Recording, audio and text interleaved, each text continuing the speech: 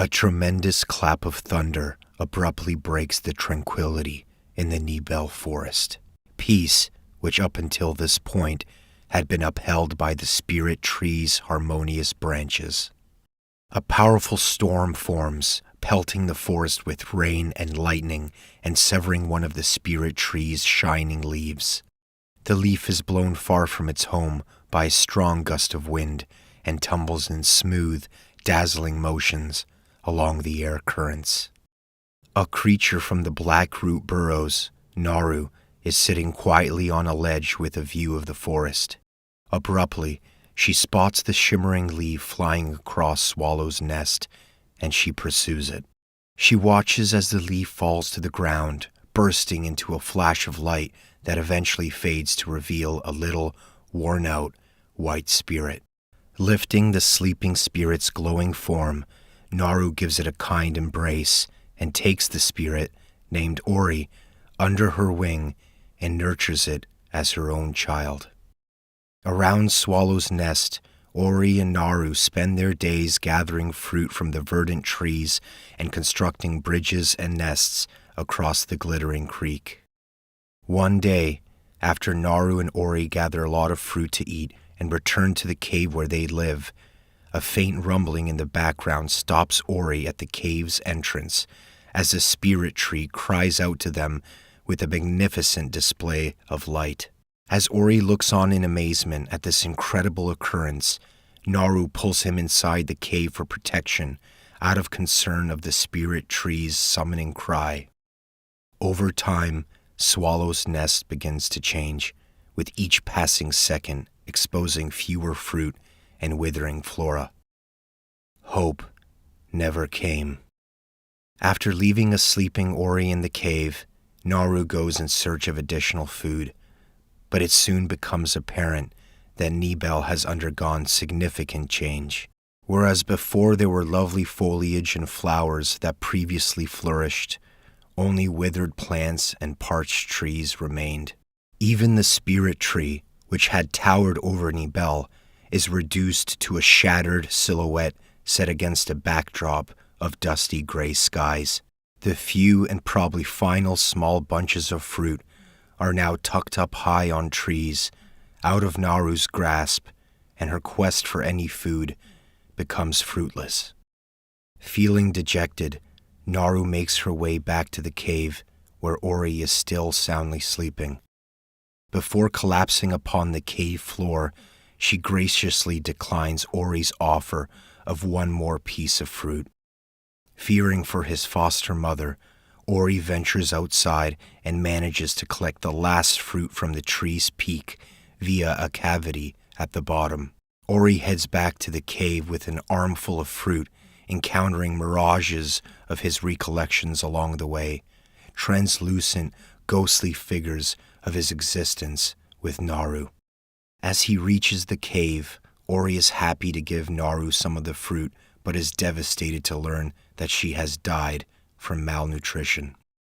After curling up on her for a little while in despair, Ori finally leaves Swallow's nest. There is no reason to stay. Alone, terrified, and growing more and more weak from starvation, Ori makes his way through Nibel's black forest. Using all of his remaining energy, Ori crawls up onto a log, exhales, and draws his last breath. At this point, Ori is revived by the spirit tree using the last of its energy, resulting in a stunning display of white blossoms. Ori is resurrected and makes his way through the sunken glades, dodging obstacles, until he comes across an enigmatic ball of light named Sign. She is the spirit tree's eyes and light source. From then on, Sign takes up the role of mentor and protector for Ori, shielding him from harm. They visit the spirit tree and re-examine the cause of Nibel's deterioration. Kuro, the black owl, assaulted the spirit tree and Ori's kin during the light ceremony meant to bring Ori home. She took Sign from the branches of the spirit tree and threw off the balance of the three elements of light, which encompasses the elements of waters, wind, and warmth, causing havoc in Nibel. Ori is informed by sign that the forest's future is now in their hands, as the spirit tree used the last of its light to bring Ori back to life. Ori sets off on his quest to preserve their home with a strong sense of resolve after learning that they must go to the Jinso tree, forlorn ruins, and Mount Horu in order to restore the three elements. While traveling to restore the element of waters, Ori meets Gumo of the Gumon race. Gumo guides Ori and Sign to his hiding place in the Moon Grotto after robbing the Jinso tree of its water vein and accepting the darkness that overtakes Nibel. He tries to use a rock slide to imprison Ori, but a boulder pins him instead. When Ori sets him free, Gumo's heart is changed by his kindness. Ori receives the water vein back from him, allowing him to enter the Jinso tree. When Ori and Sign rid the tree of the blight and bring back the element of water, a surge of water shoots Ori to the summit of the tree. It is there that Ori and Sign first encounter Kuro in person. Kuro strikes, sending them flying off the tree and swooping after them. However, Gumo frees Ori from Kuro's grasp and leaves him safe in Thornveld Swamp. Now that the waters have returned, Ori and Sign head toward the misty woods in search of the Gumon seal, which is required to access the forlorn ruins in order to release the element of wind. Near the entrance of the misty wood, Ori and Sign release a mound of boulders that fall on top of Kuro, releasing one of her feathers, which they can now use to glide their way into the entrance. After discovering the Gumon seal, Gumo follows closely after Ori and Sign as they enter the forlorn ruins. They discover that after Nibel's destruction, every Gumon who had resided there froze, leaving Gumo as the only member of his kind. Gumo becomes moved, despite his wounded heart, by Ori and Sign's promise to bring back the element of wind in remembrance of the Gumon. After Gumo overhears Ori's intentions, he decides to repay them by taking the light vessel back to Ori's home. Ori, who now possesses the element of wind, causes the ruins to collapse and uses Kuro's feather to ride the updraft out of the ruin, only to find himself landing in Kuro's nest, which is home to a single egg.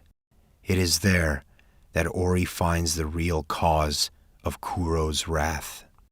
Kuro once had 3 owlets and was a proud mother.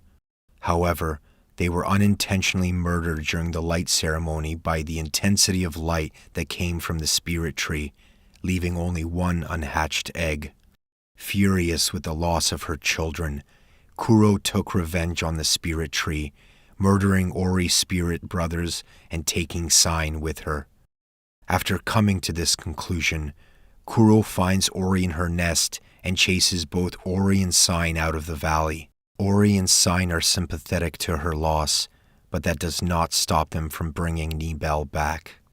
Using the Valley of Wind, Ori and Sign gather the Sunstone at the summit of Sorrow Pass, which is needed to enter Mount Horu, where the final element of warmth is housed. During this time, Gumo arrives back at Ori's home with the light vessel and discovers Naru's body. With Ori's kindness and forgiveness inspiring him, Gumo uses the vessel's light to revive Naru. Together, the pair of them travel to the mountain while Ori enters its depths.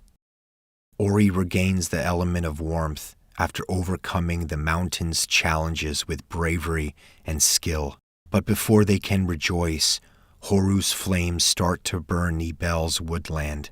Sign pleads to Ori to carry on reviving the spirit tree, but are suddenly interrupted by Kuro, who chases Ori down the mountain and forces Ori to escape the rising flames. Though nearly making it back to the spirit tree to restore Nibel and accomplishing their ultimate objective, Kuro knocks Ori unconscious. Before Kuro can give her final blow, we see Naru making her way through the burning forest. Naru, seeing Ori unconscious, fearlessly walks up to Ori and stands before Kuro on the edge of a mountain ridge. Naru carries her infant child and cradles him with a loving embrace. After seeing this, Kuro glances back to her nest, suddenly aware that her last unborn child is in danger from Horu's raging flames.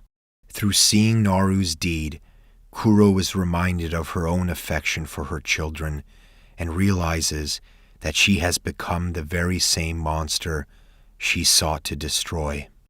Kuro, feeling regret, decides to fly to the spirit tree and put Sign back where she belongs, but through this act is killed in the process through the release of a strong, revitalizing light. Finally, their objective is complete, and Nibel is covered in a restorative rain. As fresh spirits emerge from the spirit tree's branches, Ori revels in the new vitality that has been bestowed upon the plants and flowers. Our story ends back in Swallow's Nest. Naru and Gumo move back in, and it is there we find Kuro's egg securely tucked into a warm bed of grass, its shell cracking as it starts to hatch.